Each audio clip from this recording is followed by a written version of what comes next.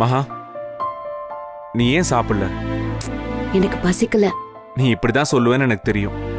அதான் நானே என் கையால உனக்கு ஆம்லெட் போட்டு எடுத்துட்டு வந்திருக்கேன். அளவான சால்ட் அண்ட் பெப்பரோட அளவில்லாத அன்பையும் சேர்த்திருக்கேன். சூடு ஆறதுக்குள்ள சீக்கிரமா சாப்பிட்டுரு. வாழ்க்கை எல்லாருக்கும் ஒரே மாதிரி இருக்கிறது இல்லைங்க. எல்லாரும் ஒரே மாதிரி இருக்கிறது இல்லையே மகா. நீ அக்காவையும் அண்ணனையும் நினைச்சு கவலைப்படுறேன்னு எனக்கு புரியுது.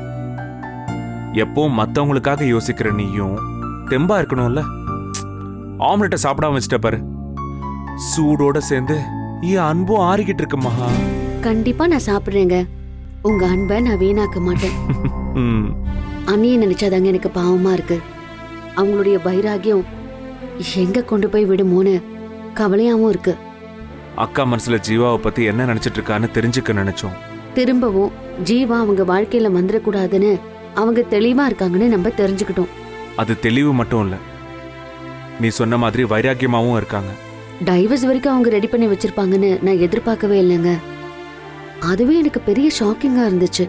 எனக்கும் தான் மகா. அக்கா இவ்வளவு தூரம் யோசிப்பாங்களா?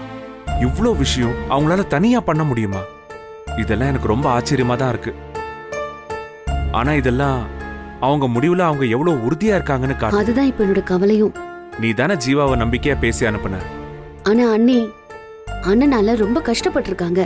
10 வருஷம் அவங்க நரக வாழ்க்கை வாழ்ந்திருக்காங்க. அவங்க அண்ணனை வெறுக்கிறது நியாயம் தாங்க. என்ன மகா, நீயா இப்படி சொல்ற? அண்ணி அவங்க பழைய வாழ்க்கை தந்த வலியோட இருக்காங்க.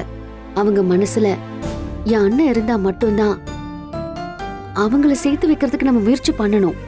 அப்போ அக்காவுக்கு வாழ்க்கை துணை கட்டின புருஷனாவே இருந்தாலும் அவங்கள ஏத்துக்கிறதும் ஏத்துக்காததும் ஒரு பொண்ணோட விருப்பம், உரிமை.